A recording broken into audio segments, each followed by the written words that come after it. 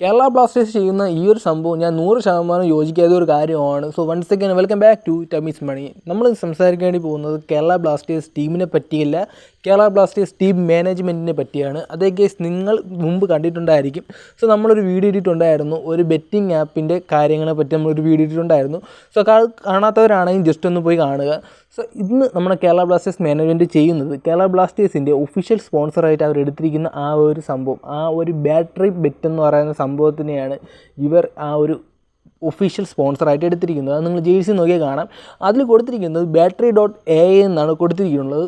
So അതാണ് നമ്മുടെ Kerala Blasters ടീമിൻ്റെ ഒരു സ്പോൺസറായിട്ടും വന്നിരിക്കുന്നത്. എന്നാൽ ഈ ഒരു സംഭവം എന്ന് വെച്ചാൽ ഒരു ബെറ്റിംഗ് ആപ്പാണ്. സോ ഇന്ത്യയിൽ പൂർണ്ണമായും ഇല്ലീഗലായിട്ടുള്ളൊരു കാര്യം എങ്ങനെയാണ് ലീഗലായിട്ട് ഇവിടെ സ്പോൺസർഷിപ്പ് ചെയ്യുന്നതാണ് നമ്മൾ ചോദിക്കേണ്ട ഒന്നാമത്തെ ചോദ്യം. സോ അത് മാത്രമല്ല, ഇതിൻ്റെ പേര് ജസ്റ്റ് ഒന്ന് മാറ്റിയിട്ടുണ്ടായിരുന്നു. സോ ഇത് മാത്രമല്ല, ഈ ഒരു ബാറ്ററി ബെറ്റ് എന്ന് പറയുന്ന സംഭവം മാത്രമല്ല, പലതരത്തിലുള്ള ബെറ്റിംഗ് ആപ്പുകൾ പേര് മാറ്റിയിട്ട് പലതരത്തിലുള്ള ഒഫീഷ്യൽ ലീഗിൽ അവർ സ്പോൺസർഷിപ്പ് ചെയ്യുന്നുണ്ടായിരുന്നു. സോ എന്തർത്ഥത്തിലാണ് ഇവരിങ്ങനെ സ്പോൺസർഷിപ്പ് ചെയ്യുന്നതെന്നും ഇതൊന്നും നിയമ നടപടികൾ കഴിഞ്ഞിട്ടാണോ ഇങ്ങോട്ട് വരണമെന്നുമാണ് നമ്മൾ ചോദിക്കേണ്ട രണ്ടാമത്തെ ചോദ്യം എന്ന് വേണമെങ്കിൽ പറയാം.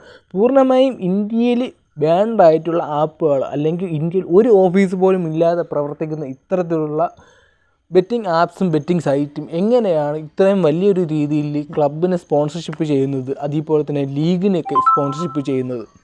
ഇതിനെപ്പറ്റിയും ഇൻസ്റ്റാഗ്രാമിൽ അഭിജിത്ത് എന്ന് പറഞ്ഞാൽ ഈ ഒരു വ്യക്തി വീഡിയോ ചെയ്തിട്ടുണ്ടായിരുന്നു.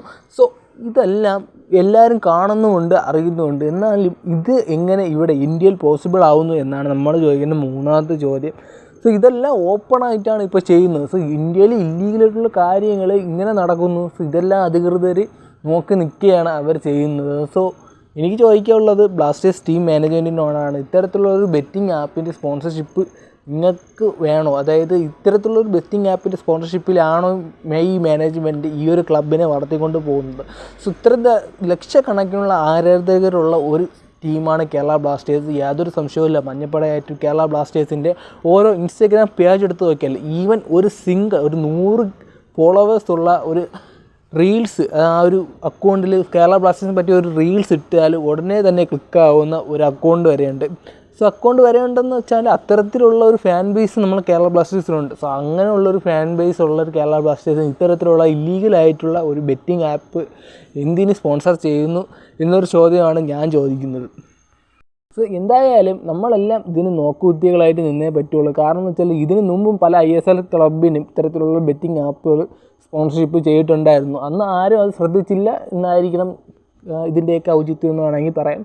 സോ എന്തായിരുന്നാലും എനിക്കിതിന് പൂർണ്ണമായിട്ട് യോജിക്കുന്നില്ല. സോ എന്താണ് നിങ്ങളുടെ അഭിപ്രായം എന്നും കൂടി ജസ്റ്റ് ഒന്ന് കമൻറ്റിലൂടെ അറിയിക്കുക. മാത്രമല്ല വീഡിയോ മാക്സിമം ഷെയറും കൂടെ ചെയ്യുക. സോ ഇതിലും മികച്ച ഒരു നല്ല നല്ല കണ്ടൻറ്റായിട്ട് ടൈമീസ് മണി എന്ന് പറഞ്ഞ ഈ ഒരു ചാനൽ നിങ്ങളുടെ മുന്നിൽ പ്രത്യക്ഷപ്പെടുക. അത് മിസ്സാവാതിരിക്കാൻ വീണ്ടും പറയുകയാണ്. ചാനൽ ജസ്റ്റ് ഒന്ന് സബ്സ്ക്രൈബും കൂടെ ചെയ്യുക. So once again we are telling Timmy's money bro.